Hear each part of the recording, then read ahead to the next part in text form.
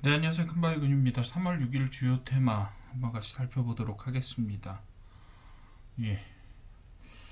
오늘 뭐 특별한 주제가 나오거나 이러진 않았어요. 여러분들이 다 예상할 만한 이야기들이 나왔고요.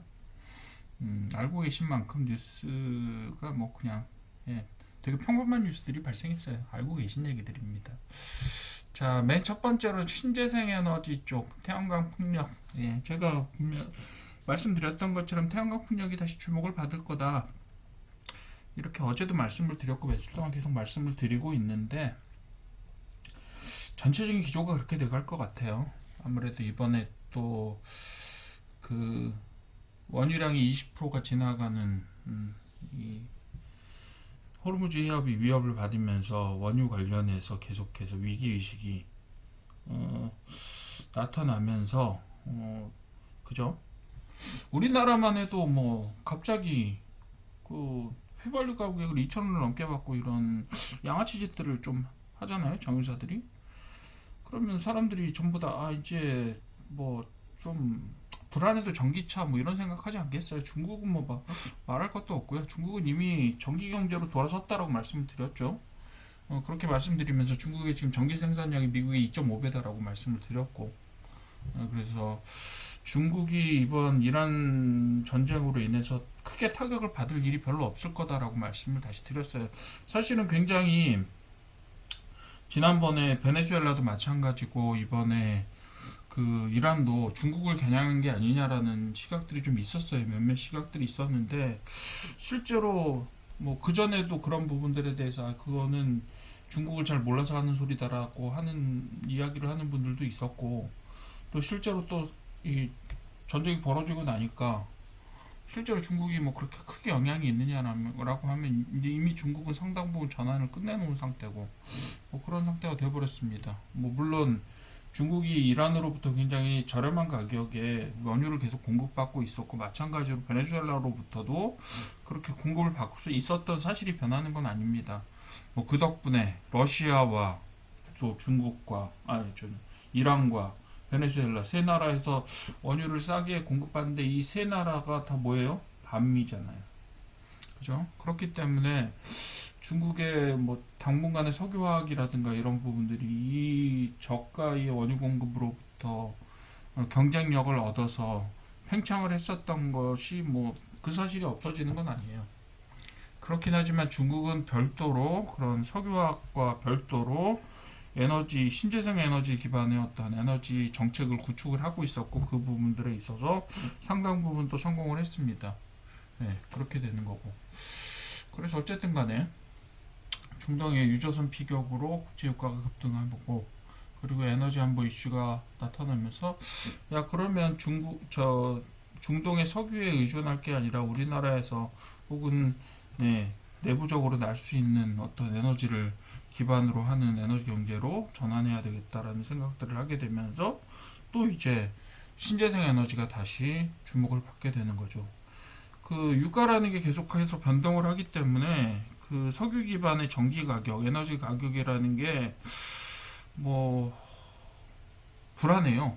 그렇다 보니까 뭐 태양광이나 아니면 풍력 발전이 경제성이 없다고 하시던 분들 지금 유가 올라가니까 그런 말이 쏙 들어갔죠. 예, 그렇게 보시면 돼요. 그리고 태양광 발전은요 매년 20% 정도씩 가격이 내려가고 있어요. 물론 그 중국의 어떤 막대한 생산량을 기반으로 한 거기는 하지만 어쨌든 계속해서 뭐 지금 예측하는 분들이 있어요. 앞으로 태양광이 비싼데 이걸 계속 해야 되느냐 이렇게 말씀하시는 분들이 있는데 지금으로 생각하시면 안 돼요. 태양광 그 패널 같은 것들은요 기술 발전에 따라서 계속해서 가격이 내려가는 거고요. 석유 같은 혹은 지금 화석연료 기반의 어떤 것들은요 어떻게 돼요? 예, 정세 불안에 따라서 가격이 계속 움직이는 불안한 어떤 원료란 말이에요. 그러니까 두 개가 사실 비교가 안 되죠. 그런 부분에 있어서는 앞으로 향후에도 ESS와 결합된 신재생 에너지라는 형태의 에너지 공급망 형태가 기본적으로는 상당히 중요하게 자리를 잡게 될 가능성이 높고요. 그리고 또 산업 기반 자체도 저도 뭐 이렇게 굉장히 뭐 이상하게 생각하는 사람은 아닙니다만 점점 이렇게 되고 그리고 송전망 구축하는데 비용이 많이 들어가게 되면요.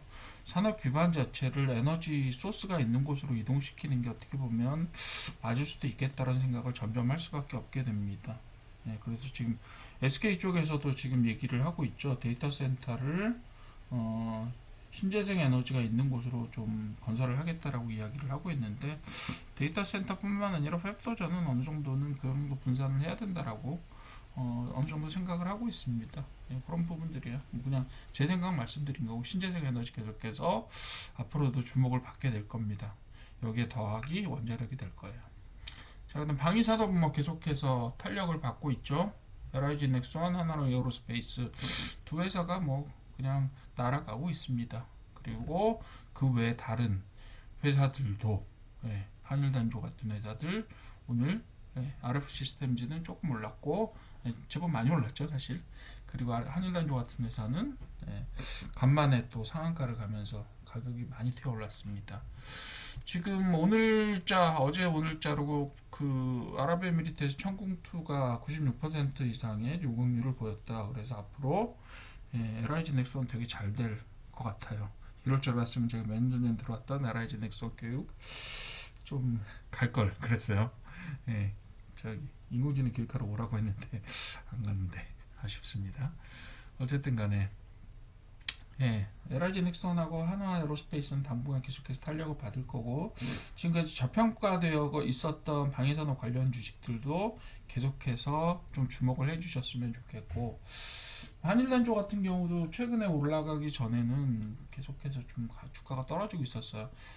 약간 실적이 감소하고 있는 부분들이 있었지만 지속적으로 수익을 내고 있는 회사인데 사실 조금 저평가도 했었죠. 이번에 좀 튀어 올랐는데 요거 진정되고 나면 아마 여러분들이 고려하셔도 되는 종목 중에 하나가 아닐까 이렇게 생각합니다. 그렇게 보시면 되고요. 그다음 반도체 소부장 역시 브로드컴하고 마벨이 실적이 좋아졌다.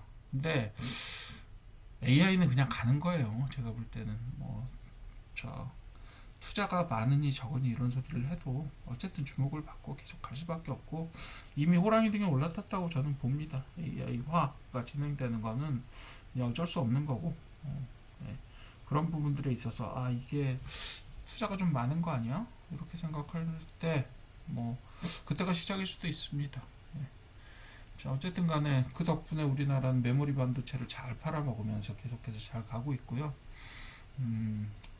앞으로는 이제 기술이 퀀텀 점프가 언제 일어나느냐 부분들이 있을 수가 있어요. 지금 HBM 기술도 사실은 지난번에 제가 한번 소개를 드렸는데 HBM 기술이 현재의 어떤 기술적인 기반으로 계속해서 복잡해지는 집적이 계속해서 늘어나는 형태로 갈 게 아니라 조금 다른 형태의 기술적인 퀀텀 점프가 일어날 수도 있겠다라는 생각이 들면서 그때를 잘 대비를 하셔야 될 것 같아요. 물론 이제 우리나라 메모리 업체에서 돈을 어마어마하게 벌어들고 있기 때문에 그런 부분에 따라서 어느 정도 기술적인 투자들도 이루어지고 있을 거라고 생각이 듭니다. 자, 2차전지 ESS 제가 마찬가지로 위에 신재생 에너지 말씀드릴 때 신재생 에너지와 딱 붙어야 되는 게 바로 ESS다라고 말씀을 드렸는데 우리나라도 인산철 2차전지가 계속해서 개발이 되고 있고 그게 가격적인 이점이 되게 크잖아요. 어제도 제가 잠깐 말씀을 드렸지만 전고체라든가 나트륨 이온 기반의 저기도 그 2차 전지도 계속해서 기술력이 올라오고 있고 결국은 가격 승부가 문제가 될 것 같습니다. 그래서 어쨌든 간에 우리나라 2차 전지 산업 기반이 어느 정도 마련이 되어 있으니까 2차 전지도 어느 정도 중국하고 경쟁이 이제 되다가 나름대로 길을 찾아가게 되지 않을까라고 생각을 합니다. 그래서 유럽 산업 가속화법 추진으로 해서 중국 의존도가 축소가 되면서 우리나라도 약간 도움을 받을 수 있을 것이다 이렇게 보는 거고요. 보스턴 다이내믹스 얘기는 계속해서 나왔죠. 그러다가 최근에 좀 이슈화가 안 되다가 다시 로봇 휴머노이드 쭉 올랐습니다. 근데 지금 올라간 종목들은 조금 주목하셔야 돼요. 감당하지 못할 가격대를 유지하고 있다라는 부분들은 제가 계속해서 말씀을 드리는데요. 몇몇 회사들이 그렇습니다. 그래서 로봇 관련된 것들은 주변부를 조금 깊이 보시면 좋겠어요. 지금 올라가고 있는 스타도 중요하겠지만 이제 스타들은 다 올라가서 더 이상 올라갈 만한 여력들이 크게 있느냐라고 보여집니다. 그런 부분들이 있으니까 고려를 좀 하시고, 좀 중장기로 가실 분들은 아무래도 그 지금 주목받고 있는 것들 이외에 저변을 이루고 있는 자동차 부품주라든가 이런 쪽들이 앞으로 로봇주의 중심이 될 가능성도 있습니다. 그러니까 그렇게 무슨 로봇 붙어 있는 그런 종목들만 보지 마시고, 기계 가공이나 그런 쪽에 생산 기술을 가지고 있는 업체들도 좀 주목해 봐 주십시오라고 말씀을 드리고 싶습니다. 자, 3월 6일 오늘은 약세로 출발해서 뭐 혼조세로 마무리를 했습니다. 눈치 보다가 아직까지는 거래량이 이런 쪽으로 봤을 때는 관망세가 좀 대세인 것 같기는 해요.